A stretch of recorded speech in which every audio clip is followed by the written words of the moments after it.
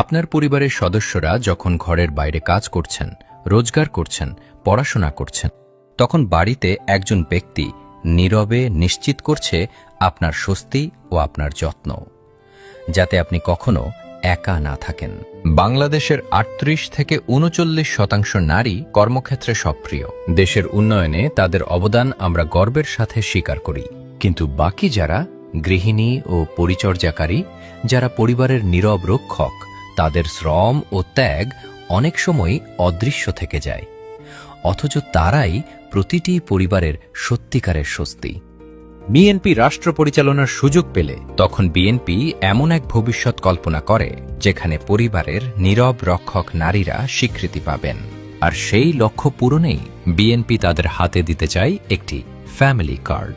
Family card হল বিএনপির প্রস্তাবিত একটি সরকারি সহায়তা কার্ড। ফ্যামিলি কার্ড একটি নিশ্চয়তা। স্বল্প আয়ের পরিবারগুলোকে বেশি গুরুত্ব দিয়ে গ্রাম হোক বা শহর, পর্যায়ক্রমে দেশের সব জায়গায় প্রতি মাসে প্রায় ২৫০০ টাকা মূল্যমানের নিত্য প্রয়োজনীয় খাদ্যপণ্য ও দৈনন্দিন সামগ্রী প্রদান করা হবে, এবং এই কার্ড প্রদান করা হবে পরিবারের মূল স্বস্তি, নারী প্রধানের নামে।